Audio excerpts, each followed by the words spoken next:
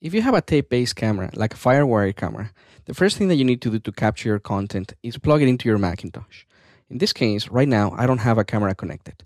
So if I click on the capture button, as you can see, iMovie tells me that there's no camera. So in this case, I'm going to plug in my Firewire camera. One of the things that you're going to notice is that as soon as I plug it in and it's powered, iMovie automatically opens up the import window. Now, the import window for Firewire or for tape-based cameras, it's very simple to use.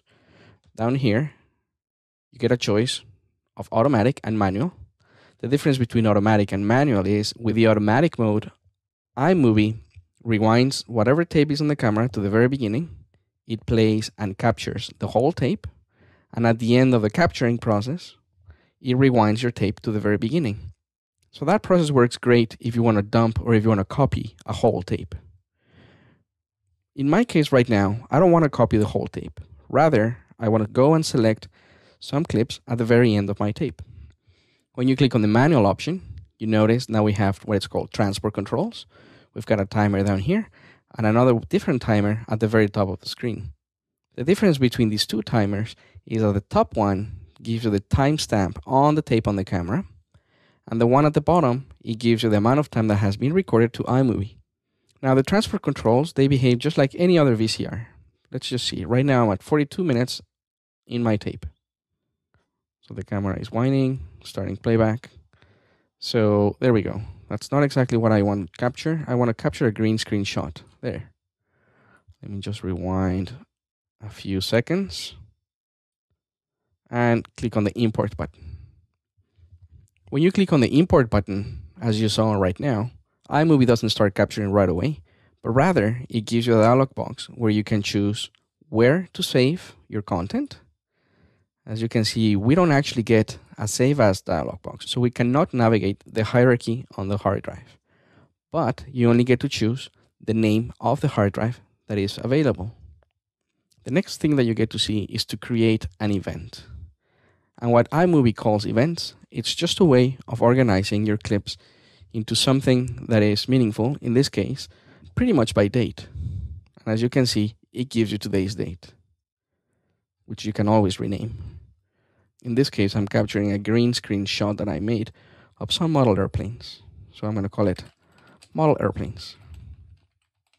The option that says split days into new events creates a new event every time that there was a date change on the recording on the camera. Most cameras record the date when you shot content. So make sure that your camera has the right date. If you set up your camera with the right date, iMovie just makes it easier to work with. If you don't worry. There's an option in iMovie that we'll discuss later where you can change the date of a clip. And the last option says analyze for video stabilization after import. To tell you the truth, I really don't recommend you choose this option. What this option does is analyzes the content to see how shaky it was when it was shot. And iMovie tries to remove that shakiness when you bring in your clips. The reason why I don't suggest you use it is because it's very slow. And if you're capturing a lot of content, it just could take forever.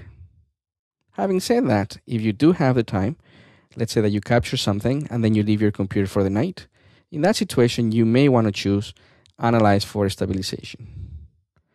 I am going to uncheck it, otherwise I'm not going to finish ever. And as soon as you click on the import button, iMovie starts capturing. So let's give it a shot.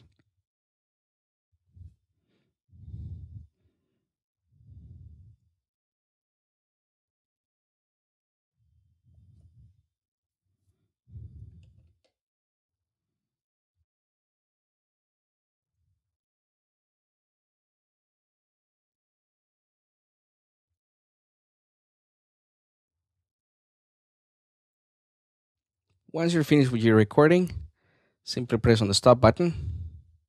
I'm just waiting for this clip to finish. There we go. iMovie stops the camera. And as you can see here, it creates an event and it puts in the clips in that event.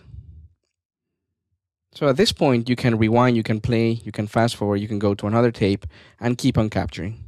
Once you're finished with the recording process, you can press on the Done button or Close at the very top.